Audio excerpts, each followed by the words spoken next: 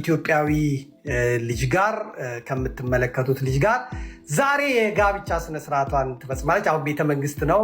ቅድም ቤተ ክርስቲያናቸው ነበረ። የተጠራው ሰው በጣም ጥቂት ሰው ነው።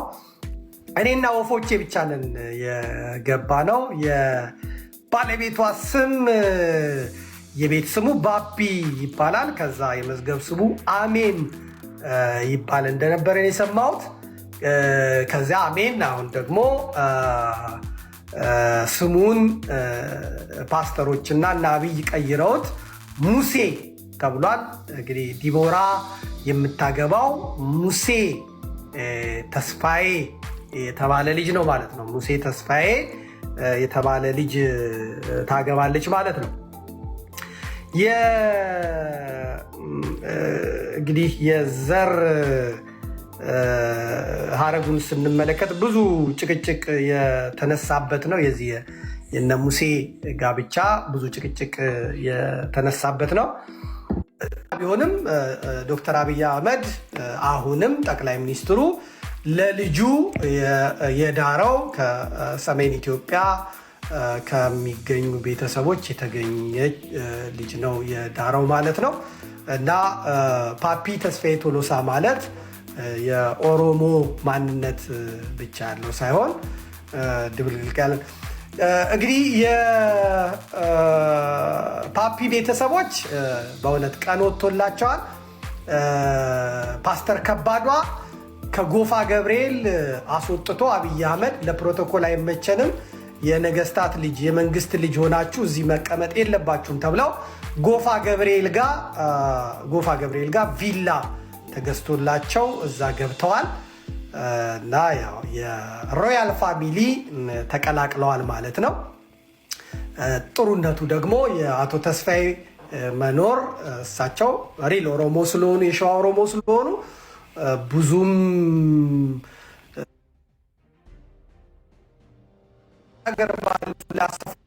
ነበሩ።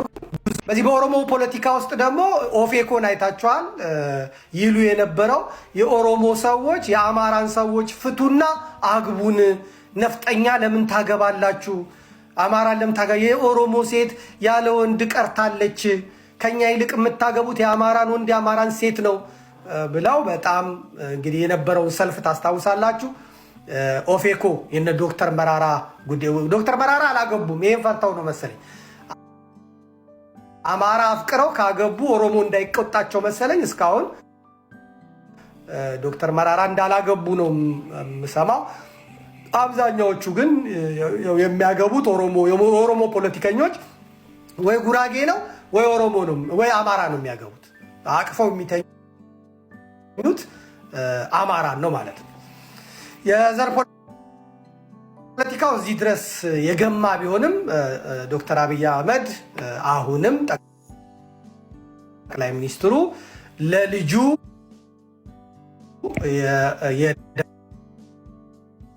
ብቻ ያለው ሳይሆን እናቱም ወይዘሮ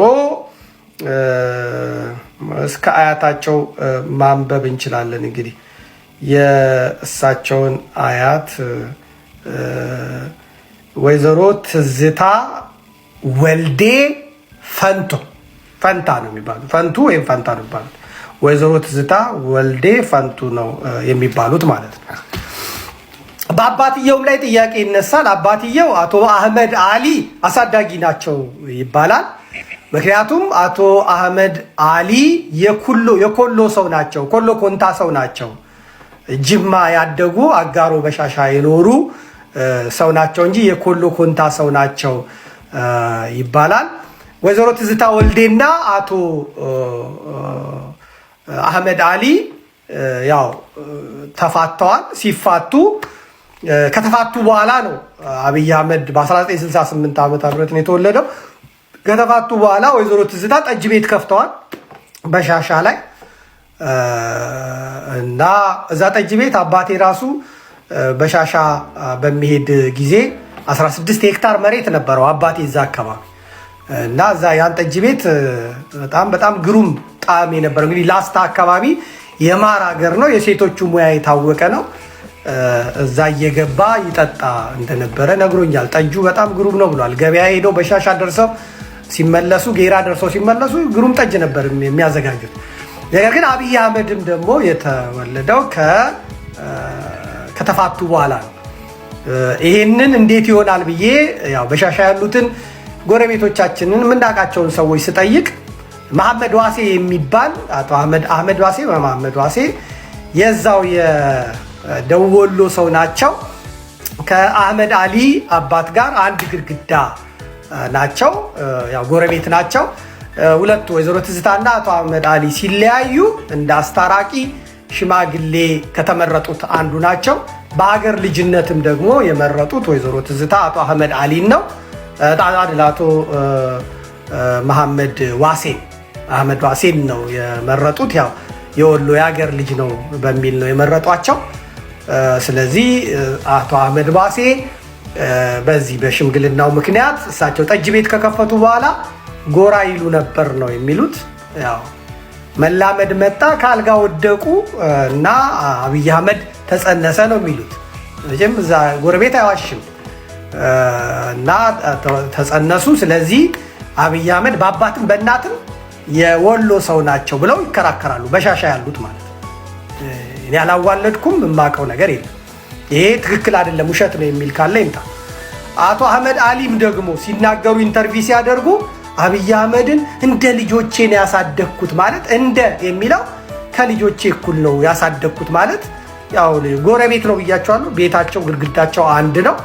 እዚህ ቤት ያለ ልጅ እዛ ቤት ቢያድግ ምንም አለ። ይሄን ኢንተርቪው በሰጡ በስንተኛው ቀን አቶ አህመድ አሊ አዲስ አበባ ተጠርተዋል። ቤተ መንግስት ቆይተው ሲመለሱ ሆዴን ተቃጠልኩ ብለው ህመማቸውን ተናግረዋል። እዛው ጅማ ሆስፒታል ገብተው ሞታቸው ተበስሯል። ኢንተርቪውን ከሰጡ በኋላ ነው የሞቱት ማለት ነው። እና ይሄ ነው እንግዲህ የሰማነው። የፈለጋችሁትን በሉ። የምናውቀው የሰማነው ይሄንን ነው የምናውቀው። ግን በተግባር አብይ አህመድ ለኦሮሞ ነው የምሰራው ብሏል።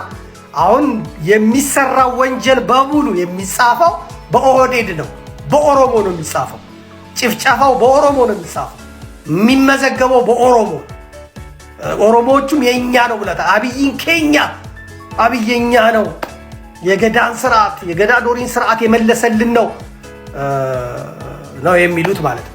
የአብይ አህመድ አሊ አማካሪው የወሎ ሰው ዳንኤል ክብረት የወሎ ሰው በጣም ከባድ ነው። ባህር ዳር ነው ያደገው፣ ግን የተወለደው ወሎ ነው ማለት ነው። ወሎ ላይ የነበረ ሰው ነው።